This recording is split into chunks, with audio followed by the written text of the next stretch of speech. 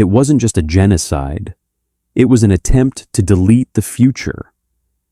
How did a woman whose name had been crossed off every official ledger in Europe manage to hold the pulse of a dying nation in her bare hands? Why did a system built to incinerate her entire lineage find itself bleeding out in the snow while she held the only thread that could stitch it back together? But history looked in the wrong direction. The records followed the tanks, but the real power was hidden in the jagged silence of the mountains. The occupiers ignored her because she was only a fugitive, only a woman, only a ghost destined for the ash heaps of the camps. They mistook her mercy for a lack of weapons. Why did the most lethal war machine in history ignore the only tactic that could save them? The answer wasn't in the High Command's bunkers, but in the blood-stained hands of Roza Papo. Winter of 1941 does not arrive in the Romanija Mountains as a season. It arrives as an executioner. By December, the peaks of eastern Bosnia have become a cathedral of ice, where the wind doesn't just blow at carves. It is a landscape of vertical shadows and suffocating white, a place where the air is so thin and sharp it feels like inhaling powdered glass. Down in the valleys, in the cities of Sarajevo and Belgrade, the maps have been redrawn in the color of dried blood. The new order has arrived, and it has brought with it a mathematical obsession with purity. For the Ustaše, the local fascist collaborators, and their Nazi masters, the world is a ledger, and on that ledger, the name Papo is a line that must be struck through. Roza is 27 years old. She is a Sephardic Jew, a daughter of the Balkans, and a doctor who graduated into a world that was already catching fire. As the trucks roll through the streets and the doors of her neighbors are kicked in, she realizes that her medical degree is no longer a shield. In the eyes of the state, her blood has made her a walking corpse. Her family, the people who raised her, the history that shaped her, is being systematically erased, swallowed by the rising smoke of the camps. She could have run. She could have tried to vanish into the anonymous crowds of the displaced. Instead, she walks toward the one place where the law of the occupier cannot reach, the forest. She enters the Romanija with nothing but a leather medical bag and a refusal to be a victim. But the forest is not a sanctuary. It is a graveyard in waiting. She finds them huddled in the deep timber, the partisans. At this stage, they are not the legendary army that would later liberate nations. They are a ragtag collection of the desperate. They are peasants who saw their villages burn, workers who fled the factories, and students who traded their pens for rusted rifles. They are starving, they are outnumbered, and they are dying, not just from bullets, but from the mountain itself. In the Romanija, the mechanism of death is a silent biological betrayal. When a human is exposed to the deep Bosnian frost, the body enters a state of triage. The blood, sensing the drop in temperature, retreats from the extremities to protect the vital organs. It is a desperate, internal retreat. But in this retreat, the fingers, the toes, and the ears are left behind. The moisture in the cells begins to freeze. It expands. The cell walls, the very building blocks of life, shatter like glass under the pressure of the ice. This is frostbite, but in 1941, without medicine, it is a death sentence. The flesh turns a waxy, translucent white, then a bruised purple, and finally a necrotic, obsidian black. It begins to smell of sweet, rotting fruit. If the limb isn't taken, the poison of the dead flesh will travel back to the heart killing the man from the inside out. The experts in the German High Command, the men with the ironed uniforms and the maps of the world, scoffed at the idea of a winter resistance. They looked at the plummeting mercury and the sheer cliffs of the Romanija and concluded that the Jewish Bolshevik bandits would be dead by January. Their manuals said it was impossible to survive. Their strategy was simple: let the winter do the work that the infantry couldn't. But they didn't account for the ghost in the machine. While the Nazi generals toasted to their victory in heated villas, Roza Papo was in the dark. She was moving through the snow like a shadow, her hands the very hands the state wanted, in chains reaching out to touch the freezing skin of the wounded. The process begins in a shepherd's hut, a structure of rotting wood that offers only the illusion of shelter. There is no electricity. There is no running water. There is only the flickering orange light of an oil lamp that smells of kerosene and old sweat. On a table made of rough pine planks, a young man lies screaming. His leg has been shattered by a mortar fragment, and the mountain has claimed what the iron missed. The gangrene has set in. The partisan commanders stand in the corners, their rifles slung low. They are hard men, shaped by a culture of blunt violence. They look at Roza, this small, soft-spoken woman who carries a bag of silver tools, and they see a liability. "The boy is dead," one of them says, his voice like grinding gravel. "Don't waste the oil. We move at dawn, and we cannot carry a corpse." This is the crystallized arrogance of the era, the belief that in war, the only value is the ability to kill. The belief that a woman, especially one of Roza's background, has no place in the grim calculus of survival. Roza doesn't look up from her bag. She doesn't argue about rank or ideology. She simply prepares her tools. She has no anesthesia. She has no morphine. She has only a bottle of plum brandy and a bone saw that has already been used 3 times that night. "He is not a corpse until I say he is," she says, her voice a flat, steady line that cuts through the panic in the room. She begins to work. The room becomes a theater of the absurd. Outside, the sound of German boots echoes in the valley below, a rhythmic, mechanical thud that signals the approach of a superior force. But inside the hut, the only sound is the rhythmic rasp of the saw and the labored, wet breathing of the wounded. Roza operates by instinct. She uses the cold to her advantage, knowing that the freezing air acts as a natural, if brutal, vasoconstrictor, slowing the blood just enough for her to tie off the arteries with horsehair. She is a woman hunted for her blood, yet she spends every ounce of her strength trying to keep the blood of others from spilling onto the dirt floor. The experts claimed the disaster was inevitable because the manual said so. They believed that without a hospital, there could be no healing.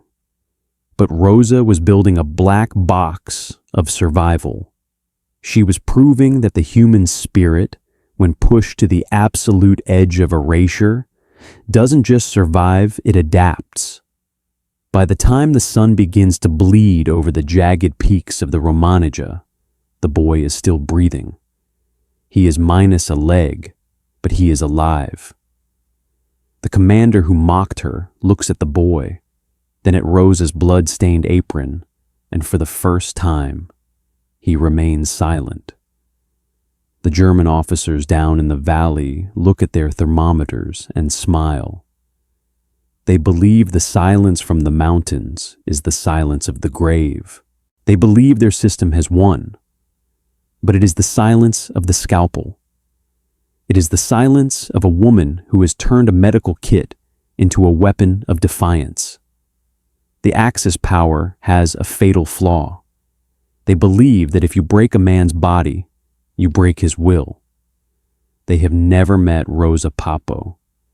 And as the snow continues to fall, the machine of erase is about to find out that some names, no matter how hard you strike them out, simply refuse to disappear. October 1943.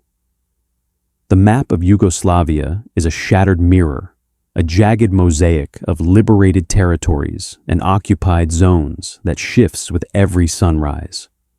While the high commands of the Axis powers in Berlin dismiss the partisans as mere bandits hiding in the brush, Roza Papo is busy engineering a medical miracle that defies every law of modern logistics. She has been promoted. She is now in charge of Field Hospital No. 2. But hospital is a generous term for what Roza has built. It is an architecture of mercy, carved directly into the ribs of the earth. While the German military relies on a rigid industrial medical chain, massive supply depots, sterilized trains, and permanent brick-and-mortar structures, Roza has created a ghost system. She has transformed damp limestone caves and hidden forest huts into a sophisticated network of mobile surgical units. It is a masterpiece of the human solution. To understand the genius of Roza's system, you have to understand the black box of field medicine. In a standard army, if a soldier is gut shot, the protocol is a linear path to a rear area facility. If the road is cut, the soldier dies.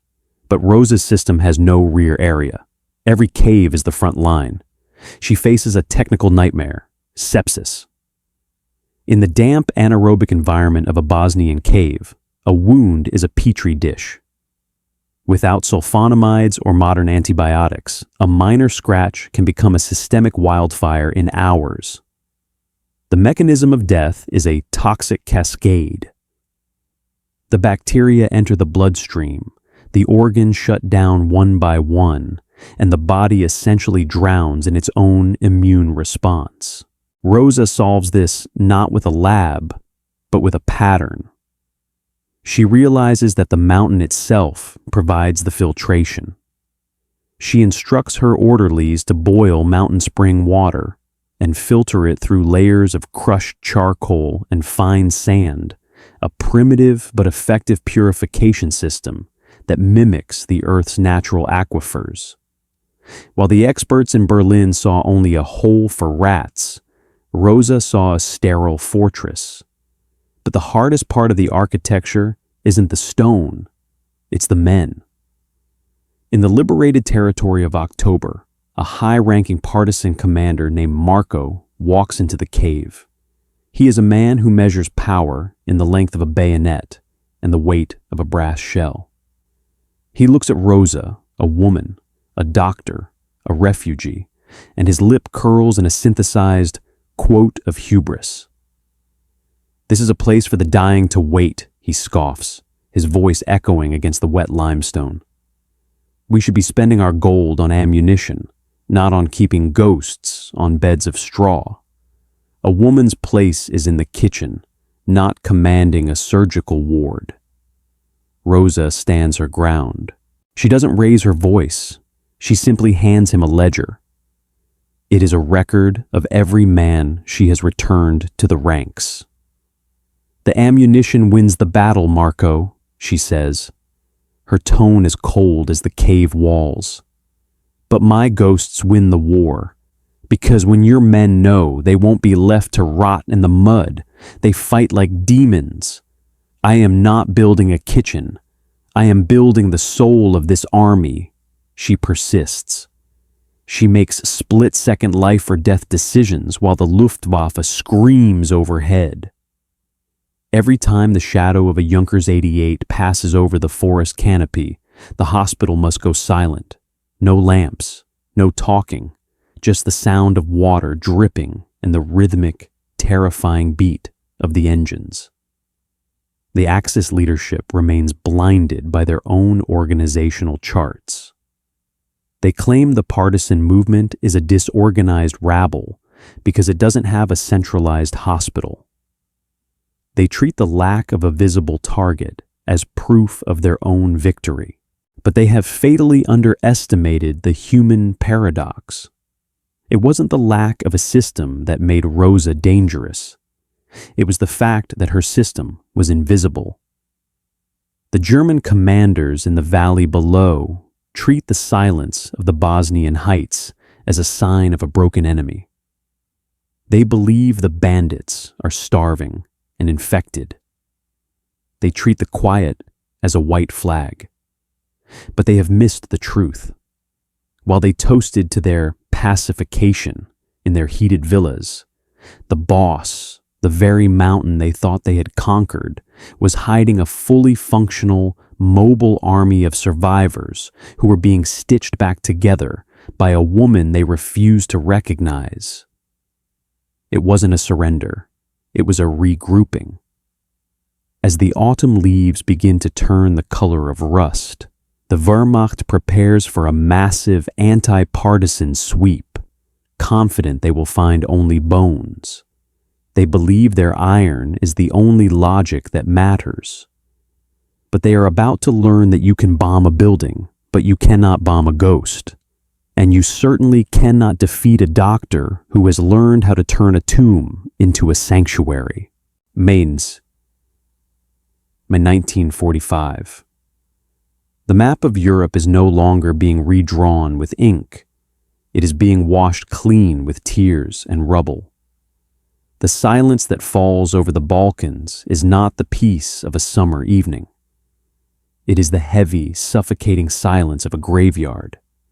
The experts in the high commands of the fallen empires are gone, some to the gallows, some to the shadows, but the world they broke remains. Roza Papo walks out of the forest. She is no longer the girl who fled into the Romanija with a single leather bag. She is a veteran of 1,000 nights where death was the only thing on the menu. She has seen the human spirit triumph over the massive system, but the cost is etched into the very way she moves. She returns to the cities to find that the erasure was almost complete. 80% of her people gone. The streets where she once walked as a student are filled with the echoes of names that no longer have anyone to answer to them. She has saved thousands of lives, but she could not save her own blood. This is the bitter aftertaste of victory. She is a hero of a new nation, yet she is a ghost in her own home. The years bleed into decades. Roza does not return to a quiet private practice. She stays. She becomes part of the architecture of the new Yugoslav People's Army. She trades the blood-stained apron for the crisp, olive-drab uniform of a professional officer. She is no longer an outsider fighting the system. She is becoming the system. But the memory of the cave never leaves her. May 1973, Belgrade. Roza stands before a full-length mirror in a room that smells of floor wax and heavy curtains. She is 59 years old. Her hair is silver, her face a map of every winter she survived in the mountains. She reaches up to adjust the heavy gold braid on her shoulders. Today, she becomes a major general. She is the first woman in the history of the Balkans, a region defined for centuries by the blunt rule of men, to ever wear that rank. It is a moment of supreme triumph. The experts who once scoffed at the girl with the bone saw are long dead or forgotten. The institution that once viewed her as a liability now bows to her. But as she looks at the medals pinned to her chest, she doesn't see the gold. She sees the flickering light of an oil lamp in a shepherd's hut. She feels the vibration of the bone saw in her palm. She hears the wet, labored breathing of the boy in the Romanija. The crystallized arrogance of the state has simply changed shape. The new nation, Yugoslavia, believes it is eternal. Its leaders claim that they have solved the ethnic fires of the past through the sheer will of their ideology. They believe their system is a perpetual machine of brotherhood and unity. Roza knows better.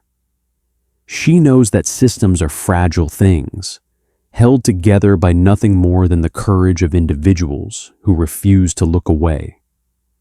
While the generals around her toast to the invincible army, Roza remains in the shadows of her own history. She knows the fatal flaw of any empire, the belief that you have finally conquered the mountain. But the mountain is always waiting. She has spent her life healing wounds, but she realizes that some scars are too deep for any surgeon to reach. The victory is real, but it is hollow. She has reached the pinnacle of a nation that within 20 years of her death will cease to exist. The very country she bled for, the one she stitched together in the darkness of the caves, will tear itself apart in a frenzy of the same hatred she thought she had outlived. This is the cruel irony of the underdog. Roza Papo spent her life saving a nation that would eventually commit suicide. We look back at her now, not as a symbol of a fallen state, but as a mirror.